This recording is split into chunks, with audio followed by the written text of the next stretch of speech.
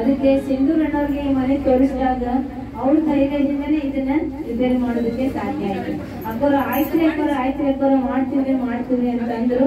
ಅಂದು ಈ ಮನೆಯನ್ನ ಎಲ್ಲ ಮತ್ತೆ ರಿನಿವೇಶನ್ ಮಾಡಿ ಆಮೇಲೆ ಬಾಬೋರ ಮನೆಯೊಳಗೆ ಕುಂತು ತಪಸ್ ಮಾಡೋದಕ್ಕಾಗಿ ಯೋಗ್ಯ ರೂಪದಲ್ಲಿ ತಯಾರಿ ಮಾಡಿದ್ರು. ಮನಸಾರೆ ಖುಷಿಯಿಂದ ಮಾಡಿದ್ರು.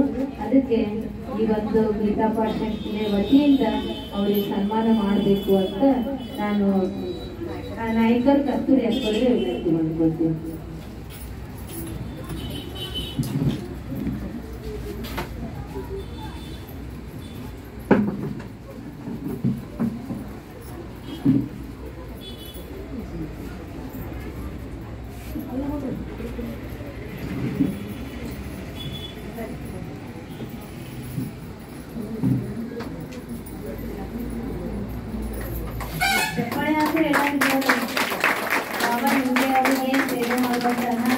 ಶಕ್ತಿ ಕೊಡ್ಲಿ, ಆಯುಷ್ಯ ಆರೋಗ್ಯ ಎಲ್ಲನೂ ಕೊಡ್ಲಿ. ಆಮೇಲೆ ಸಿಂಧೂರವ್ರ ಪತ್ನಿನೂ ಹೆಂಗಿದ್ದಾರೆ ಅಂತಂದ್ರೆ ಸತಿಪತಿಗಳ ಒಂದಾದ ಭಕ್ತಿ ಹಿತ ಒಪ್ಪುದು ಶಿವನಿಗೆ ಅಂತ ಶರಣರು ಹೇಳಿದ್ರು. ಹಂಗೆ ಇವ್ರು ಯಾವ ದಾರಿಯಲ್ಲಿ ಹೋಗ್ತಾರ ಅದೇ ದಾರಿಯೊಳಗೆ ಹೆಜ್ಜೆ ಇಟ್ಟು ಹೋಗ್ತಾ ಇದ್ದಾರೆ. ಅವರ ಒಂದು ಪರಿವಾರ ಸುಖಿ ಪರಿವಾರ, ಖುಷಿ ಪರಿವಾರ, ಪ್ರೀತಿಯ ಪರಿವಾರ. ಅವರು ಮನೆಯೊಳಗೆ ಎಲ್ಲ ಪರಿವಾರ ಮಕ್ಕಳನ್ನು ನೋಡ್ತೀವಿ, ಎಲ್ಲಾರು ಕೂಡ ಅಷ್ಟೊಂದು ಪ್ರೀತಿ ಶಾಂತಿ ಖುಷಿಯಿಂದ ಇದ್ದಾರೆ. ಅವರಿಗೆ ಬಾಬಾ ಆ ಶಕ್ತಿಯನ್ನು ಸದಾ ಕೊಡ್ತಾ ಇರಲಿ ಅಂತ.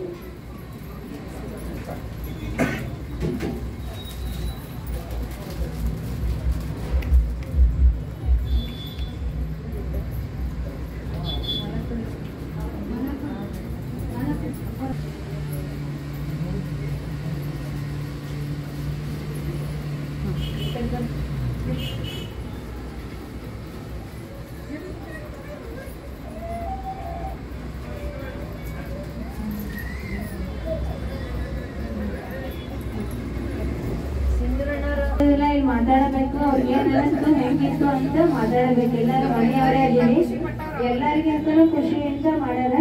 ಅದಕ್ಕೆ ಸಿಂಧೂರಣ್ಣವ್ರು ಒಂದೆರಡು ಮಾತಾಡ್ಲಿ. ಓಂ ಶಾಂತಿ. ನಾನು ಬಾಳ ಮಾತಾಡೋದು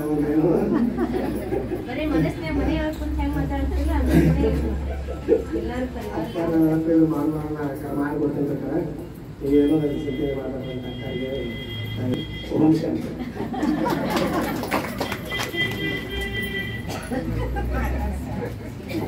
ಅದಕ್ಕೆ ಬಾಗಲಕೋಟೆ ಈಶ್ವರಿಯ ಸರ್ವ ಪರಿವಾರದ ವತಿಯಿಂದ ಅವರಿಗೆ ಅನಂತ ಧನ್ಯವಾದಗಳನ್ನು ಅರ್ಪಿಸ್ತೇವೆ. ಅವರಿಗೆ ಬಾಬಾ ಆಯುಷ್ಯ ಆರೋಗ್ಯ ಸರ್ವ ಸಂಪತ್ತನ್ನು ಕೊಟ್ಟು ಕಾಪಾಡಲಿ ಅಂತ ಬಾಬಾರವರಿಗೆ ಪ್ರಾರ್ಥನೆ ಮಾಡ್ಕೊಳ್ತೀವಿ. ಓಂ ಶಾಂತಿ.